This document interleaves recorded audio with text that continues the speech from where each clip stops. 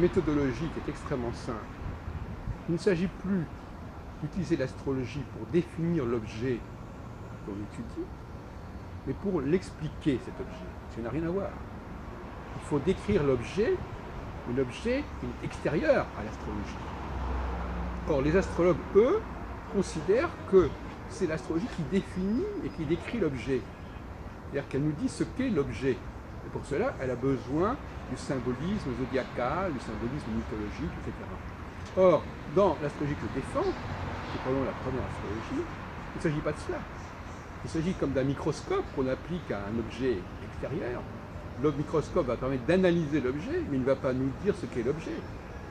Il va nous mettre en perspective cet objet, apporter un éclairage à cet objet, mais l'objet lui-même n'est pas défini par l'astrologie. Ce qui permet d'ailleurs à l'astrologie de s'appliquer à un nombre illimité de situations et à un nombre illimité d'objets, alors que si c'était le modèle lui-même qui décrivait, qui disait ce qu'était l'objet, bien évidemment, ce serait infiniment plus limité. Donc, on n'a pas besoin d'un modèle extrêmement riche, on n'a pas besoin d'un modèle qui nous précise ce qu'est l'objet en question, qui nous dise à quel objet nous avons affaire, comme par exemple pour une personne. L'astrologie ne nous dit pas ce qu'est l'objet, elle nous donne des perspectives et notamment une cyclicité, une dynamique cyclique que l'objet possède en lui-même, mais qui n'est pas perceptible tant qu'on ne s'est pas servi du modèle en question. En réalité, la seule dimension que l'astrologie peut apporter, selon moi, c'est la dimension prévisionnelle, en tout cas la dimension cyclique, d'où vient l'objet, vers où il va, à quoi il s'oppose, à quel moment il va passer par une phase paradoxale, à quel moment il va avoir une autre dimension que celle qu'il a, c'est-à-dire qu'il va renverser sa signification. Mais on abandonne une fois pour toutes l'idée d'une astrologie qui nous dirait ce qu'est l'objet en question.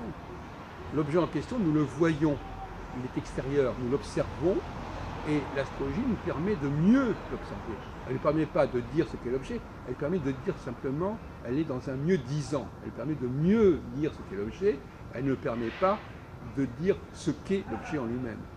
Donc c'est simplement un éclairage supplémentaire qui est apporté. D'ailleurs, beaucoup d'astrologues, en fin de compte, font comme ça. Ils ont un événement qui se produit, ils interrogent l'astrologie pour nous savoir ce qu'est cet événement. Mais le problème, c'est qu'ils n'ont pas un modèle qui leur permet de définir quelle catégorie d'objets ils étudient.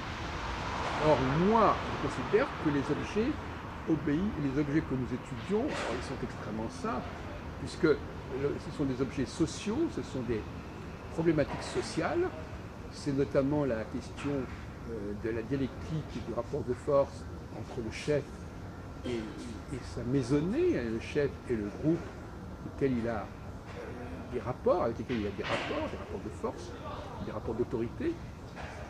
Donc finalement, l'objet, nous savons ce qu'il en est. Maintenant, cet objet, il peut prendre des variations extrêmement diverses, et ça sera toujours le même type d'objet. Donc là encore, il y a une simplification. Nous n'appliquons pas l'astrologie à n'importe quoi, nous l'appliquons à des objets qui sont bien spécifiques et qui sont toujours les mêmes.